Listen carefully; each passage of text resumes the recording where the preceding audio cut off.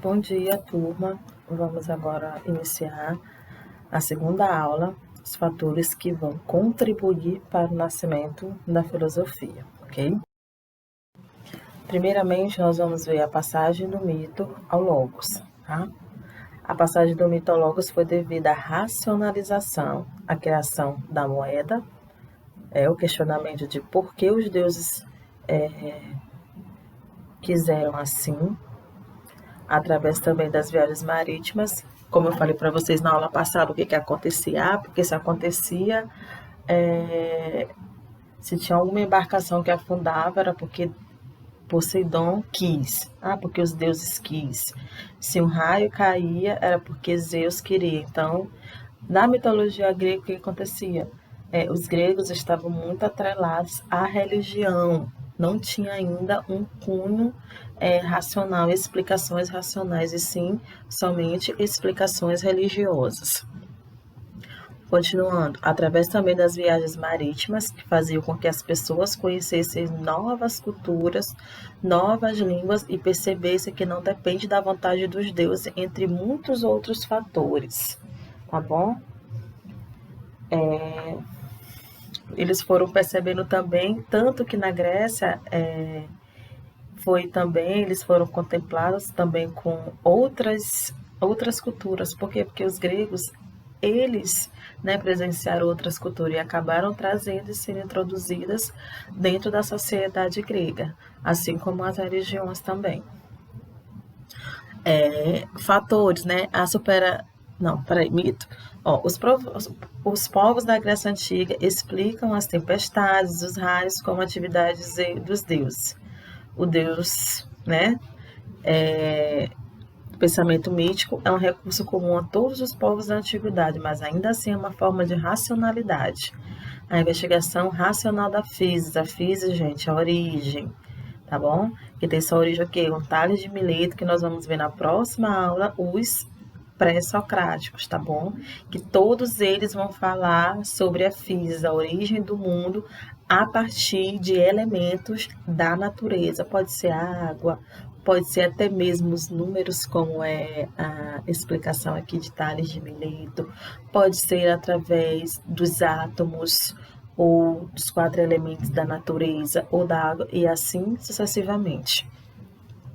A superação do pensamento mitológico pelo pensamento racional marca a origem da filosofia dos povos da Grécia Antiga e explicam as tempestades e os raios como atividade de Zeus e dos deuses. É um recurso comum a todos os povos da antiguidade, mas ainda assim é uma forma de racionalidade. A filosofia nasceu com o surgimento de uma nova forma de investigar a realidade, que é a physis. Gente, a physis, quando eu for explicar para vocês todos os pré-socráticos, eles vão explicar a origem desse mundo, a origem do universo, todos de forma racional, claro, a partir de elementos da natureza, mas eles vão dar o quê? Argumentos racionais. Não vai ser a partir da religião, como nós vimos da mitologia grega, tá bom? Foi porque os deuses quis, tá bom? O pensamento filosófico representou uma ruptura com a tradição mitológica. Por quê, gente? Porque não se atrelava mais à religião, e sim à razão. Tudo que nós conhecemos hoje, todas as coisas que nós conhecemos, são todos proveniências da razão, porque o homem busca explicações, busca por que determinadas coisas acontecem. Por isso que também nós temos todas as disciplinas. O logos, tá bom? Logos, que é a razão. Vamos continuar. Fatores que contribuíram para o surgimento da filosofia na Grécia. O nascimento da polis, que é a cidade-estado, vai provocar o quê, gente? Grandes transformações, o comércio, por conta das navegações marítimas que acontecia na Grécia, vai aumentar muito a cidade. As pessoas vão vir do campo para a cidade. A polis se faz pela autonomia da palavra logos, não mais da palavra mágica do mitos. Tá? E vocês sabem que as cidades-estados, elas eram todas autônomas. Não é aqui como no Brasil, que todos os estados, são submissos à federação, que é o presidente, Brasília. E na Grécia Antiga, não, nós temos também como exemplo Estados Unidos. Estados Unidos, ele coloca bastante autonomia, e os estados, dentro dos Estados Unidos, eles possuem suas próprias leis, tanto que tem alguns países que são contra a pena de morte e outros já têm a pena de morte. Por quê? Porque são estados totalmente autônomos. Não é o caso aqui do Brasil, porque as leis são para todos do território nacional. O logos, diferente do mitos, trata-se da palavra racional argumentativa, geradora da discussão, do conflito e do consenso.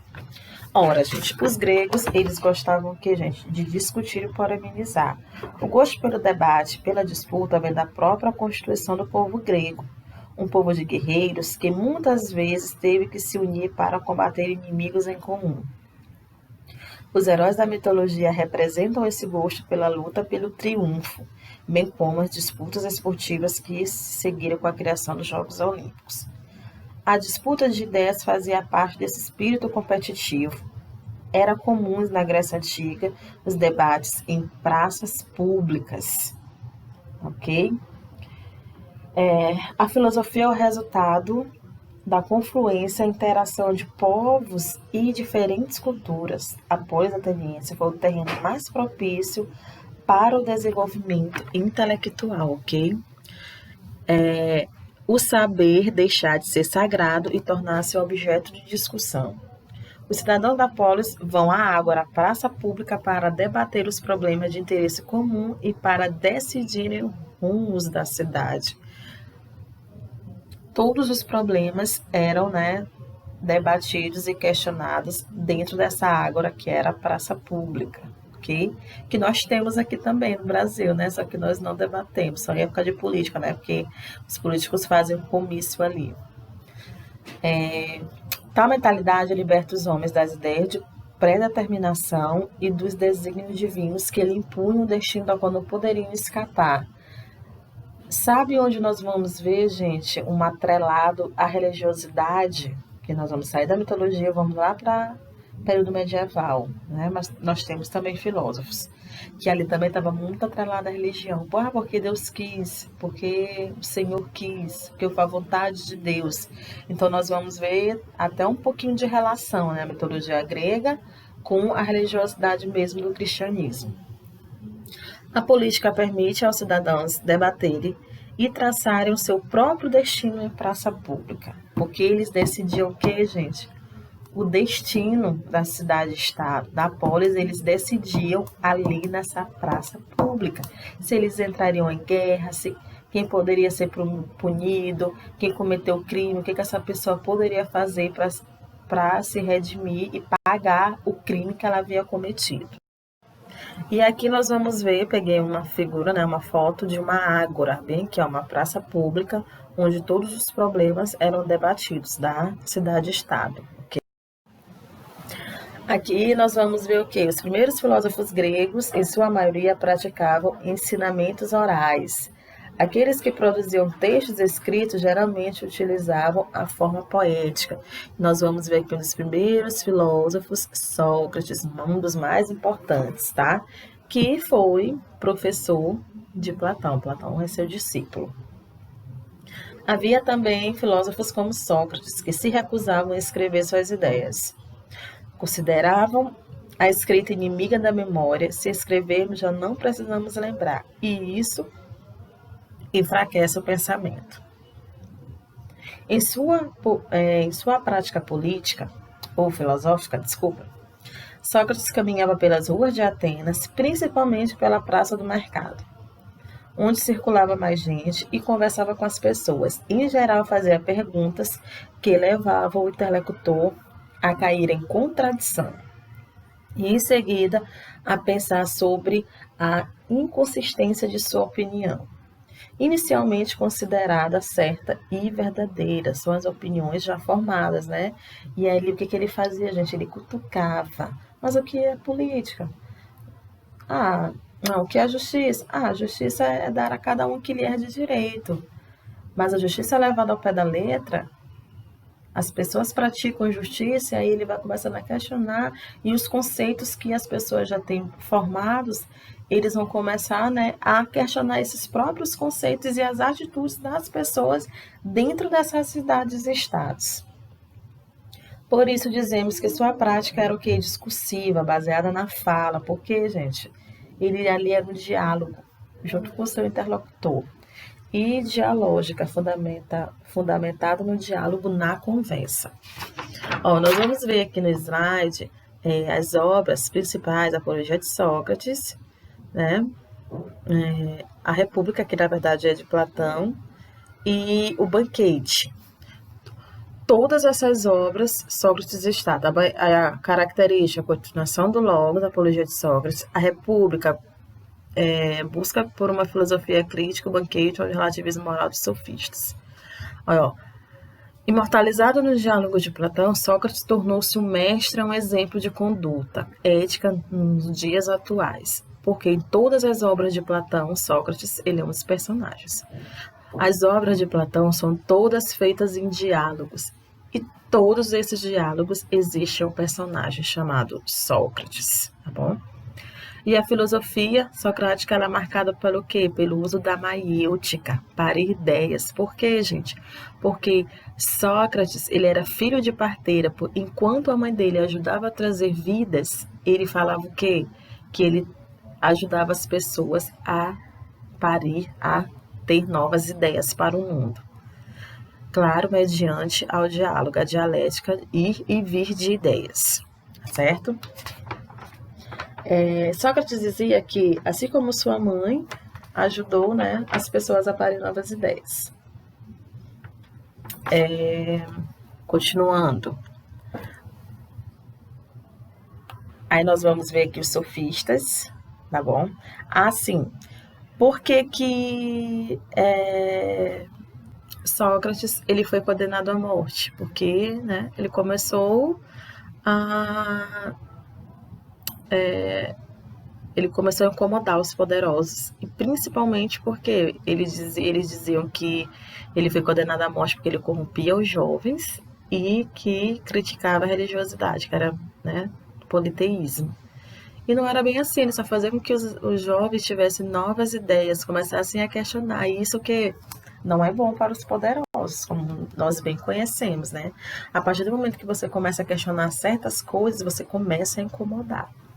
E aí nós vamos ver os sofistas, que nós temos representantes que não eram bem quistos por Sócrates, né? Porque muitos deles, né, vendiam seus conhecimentos, eram chamados tutores, que são os relativistas morais, os professores viajantes, que são os professores, só que eles vendiam seu conhecimento, e os primeiros pedagogos, tá? Aí nós vamos ver aqui Protágoras, que o homem é a medida de todas as coisas, que deve ser uma frase que vocês devem conhecer, e Gorgias, tá bom? E o método que Sócrates utilizava, né, que era o método da maiêutica, tá bom? Que era de parir novas ideias. E aqui nós vamos ver de novo, tá? Sócrates, que era considerado o pai da filosofia clássica, conhecer a ti mesmo, em a frase célebre de Sócrates, só sei que nada sei, né? Ele foi esqueci agora o nome, esqueci agora. Ele reconhecia a sua própria ignorância, tá bom? Então, ele era sábio por reconhecer sua própria ignorância. A cada conhecimento obtido surge uma nova ignorância, porque nós estamos sempre nos indagando. A utilidade do diálogo para encontrar a verdade. O conceito está dentro do homem, na mesma estação, indagação, ironia e a maiêutica, que é o último, que é utilizado por Sócrates. E aí ele foi acusado o quê? De corromper os jovens. E aí ele poderia ter se defendido, argumentado como bom filósofo que ele é, que ele poderia ser seu próprio advogado. Porém, ele não conseguiria mais exercer filosofia, então ele preferiu o quê? Morrer, beber a cicuta, do que ficar sem filosofar, porque não adiantaria muito, né? Ficar lá vagando pela cidade e não poder praticar o método da maiêutica, poder praticar, conversar, dialogar com as pessoas, fazer com que elas parissem novas ideias. Então, para ele preferiu morrer. E aqui nós vamos ver, né, os pré-socráticos, que eles vão buscar entender as questões cosmológicas, né, iniciando a separação entre a filosofia e o pensamento mítico. Aqui vai ser o que, gente? O pensamento racional. Eles vão buscar explicações racionais para a criação do mundo, para a criação do universo. O que nós vamos ver na próxima aula? Tales de Mileto, Heráclito, Anaximandro, entre outros.